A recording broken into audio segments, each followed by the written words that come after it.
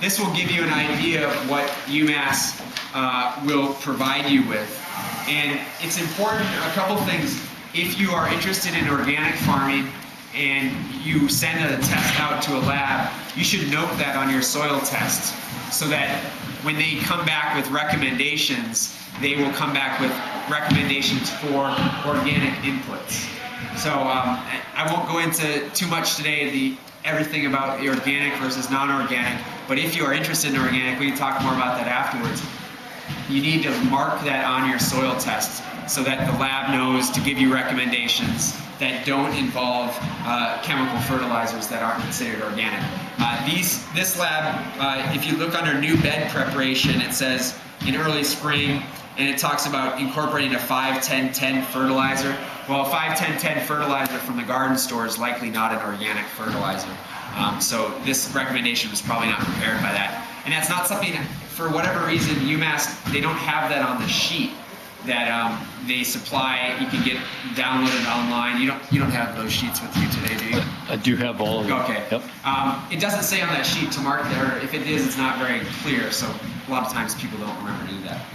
But to start the soil test, let's think about one of the things that most people know soils test for, and it's a common thing, and that's pH. And are people here, is anybody not familiar with the concept of pH? And quite all right if you're not, because, okay. So what the pH is the pH is a measurement of your height. Say again? Your acidity. Of your acidity, exactly. So you have something that's acidic or alkaline, and in the smack dab in the center of that is a pH of 7. And really what it's measuring is how much hydrogen is in your soil. And you have more of it in your soil, you're going to have an acidic soil, less you're going to have an alkaline soil. So at 7 you have a completely neutral soil. That means it's not base or acidic. As you go lower on the pH scale, you get more acidic. As you go higher, you get more basic. Now, the pH scale is logarithmic, which means going from 7 to 6 and going from 6 to 5, it's kind of like the Richter scale with earthquakes. It's like a logarithmic curve. So changing a pH from 6.9 to 7 is a smaller amount than 6 to 7, and a smaller amount from 5.9 to 6. I don't think I'm saying this very clearly.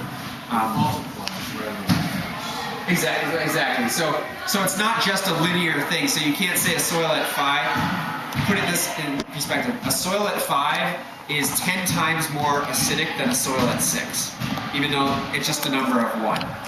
So a soil at 4 is 10 times more acidic than a 5, and 10 times more, which is 10 times more acidic than a 6. So a soil at 4 is actually 100 times more acidic than a 6. So that's an important thing to be aware of. So as you get down in acidity or above, small numbers will make a big difference. So the pH of this soil is showing that this soil is acidic. It's got a pH of 4.8, which unless you're growing blueberries or a few other crops that are known for loving acidic soils, this is not going to be ideal for vegetable growth or flower growth. And the reason that is there's two things that happen when you have acidic soil. One is when your soils have that pH, certain nutrients can't get into the crop. So they might be in the soil, but because that kind of exchange maybe only works when the soil is in a pH range of closer to the 6.5 to 7 range. The other thing is, if you have a soil pH of 4.8, that guarantees you, I said this briefly, this pH, it's acidity, it's base, really what it's measuring is hydrogen ions. And hydrogen ions don't do you any good in your soil. What you really want are calcium and magnesium and potassium, all the nutrients that your crops actually want. And if your soil is a 4.8, what it means is you have a whole lot of hydrogen in your soil and not so much calcium, magnesium, potassium, or other types of things. You probably also, with that low of a soil, have some aluminum, because that tends to make your soils more acidic as well.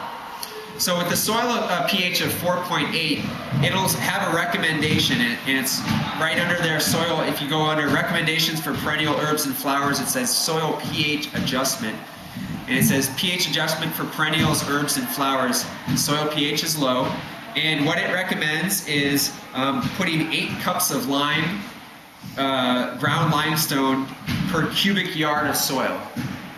So, or 7 cups per 100 square feet. So you can measure the dimensions of your garden and get an idea of how much lime to put on your soil. Yeah. People used lime before? My Right. father So, used it. What would that be if this acid soil, we see a lot of weeds? a lot of Sorry, folks. It's worse under, the other possibility was to have met under the basketball court.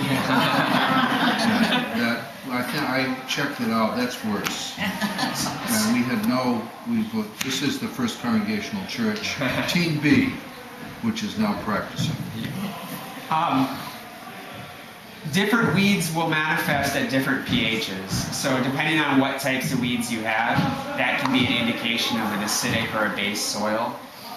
But certainly, the lower your pH is, probably it's going to attract certain weeds that grow all right in that acidic soil, and your vegetables aren't going to do very well. So does that answer that question about weeds? Yes, But I can tell you that grass grows well there. So do dandelions and maple trees, maple tree shoots. acidic soil. Yeah. The other, if you're doing a garden, the other piece of advice that I was told to give was Mr. Roderick's advice, which is if you don't know where to start a garden, walk into your yard, look at the best grass you've got, and dig it up. I think that's great advice. You want to put it in the soil where it's in the best shape. And that was Mr. Roderick. That comes straight from the Azores, I can tell you that. So briefly going back to this idea of adjusting your pH and a conversation about lime, I want to be really clear because what lime is there's different types of lime on the market, and most of the lime you'll see in a garden store is a ground lime or a pelletized lime and it'll have analysis on it. It'll say what its contents are, and it'll show calcium on there, and it often will also show magnesium or magnesium oxide. So that type of lime is called dolomitic lime. What it is it's ground from a parent material that is both calcitic and has magnesium. There's also a lime called high calcium lime, which does not have any of the magnesium. That's a little harder to find, but I think it's generally a better lime for your soils. And the reason why is when I think about what my most important nutrients for my crops are, you often hear N, P, and K. You know, the 5, 10, 10, you hear those numbers, the N, P, and K, the nitrogen, your your phosphorus, and then your potassium. I actually think that the calcium levels in your soil are more important than your nitrogen, potassium, and phosphorus levels. And the reason is calcium plays a role that's kind of like a doorman for all your other nutrients in your soil. If you don't have adequate calcium levels in your soil, it's not going to open the rest of the wealth of the nutrients in the soil for your plant's roots. And so that's why when you see a pH of 4.8, you know that number one, your calcium levels are going to be low. And if you look down here, you can see it measures 255 parts per million. And you can see on that scale, it measures low. That to me is going to be probably the number one reason you're going to want to think about liming your soil and getting your calcium levels up.